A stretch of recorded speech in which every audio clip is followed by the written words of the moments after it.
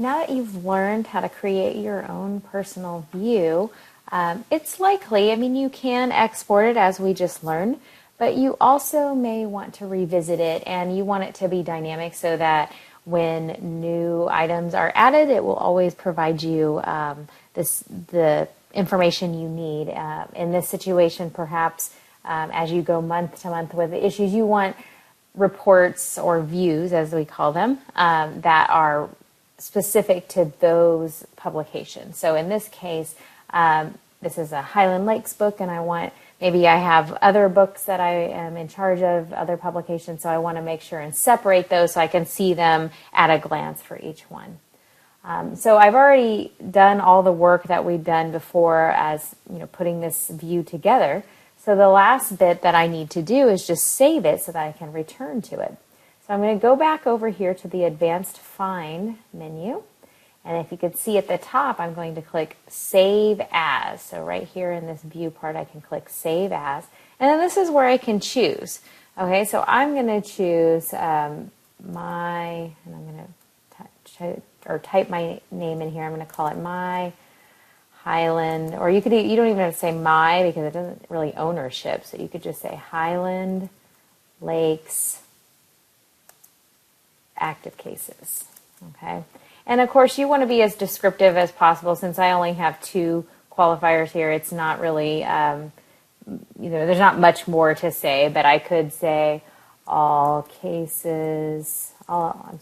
active cases under the book 72087. That way, just gives a little more information. And then I can just click Save. And then it looks kind of like nothing happened. But I'm going to go back to my regular cases here. Okay, you could just close that window if you wanted to. But you may be wondering now, where would I find that? All right. So if I go up to where I'm in cases and I drop this down, if I scroll all the way to the bottom, you can see under My Views, now I have this personal view called Highland Lakes Active Cases. And that's just for you. No one else will see that. They'll only see their own personal views. Okay. So if I click on that, then it brings me back. And now I have this. It's always active and available for me to check out. All right. Now let's say, oh, you know what? Now that I've been working with this, I know that I don't really care about having that, or I want to add so I want to edit this again.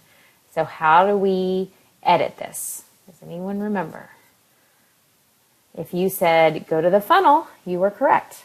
So if you would go back to that funnel, you go up here, I'm going to make it big again.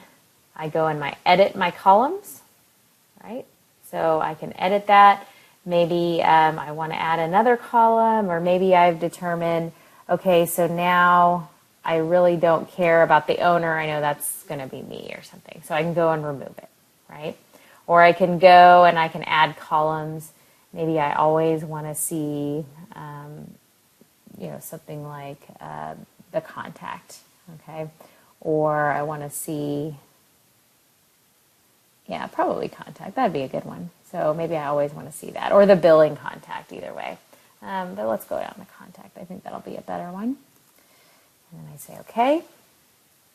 And then that way, because the customer is typically the company. And I could even make that, let's say I want to go and I want to make that next to the company.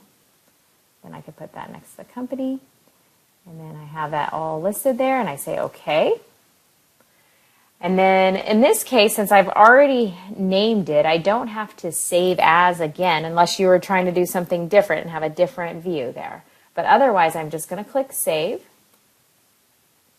And then once I've saved it, I'll close out of that.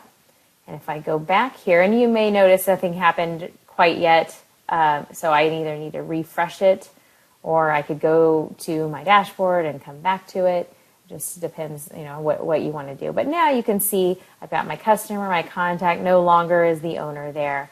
And so that just allows me to have some more. And you can always make these bigger as well. I like to stretch these out. Or if you are in the Advanced Find, you can actually click on that field, as we've done. So if you go to the results here, I'm sorry, not the results, but go to the columns. And then if you click on that, so let's say I thought that contact field was a little small, couldn't see everything. I can change the properties here, and I'll just make it a little bigger. So if you see, instead of 100 pixels, I'm going to make it 150 pixels wide. Say OK. And then you'll notice over here, it should kind of open that up and see that. So that's another way to just make it a little bit more friendly. And again, how do I save it? I go back to my advanced find and I hit save.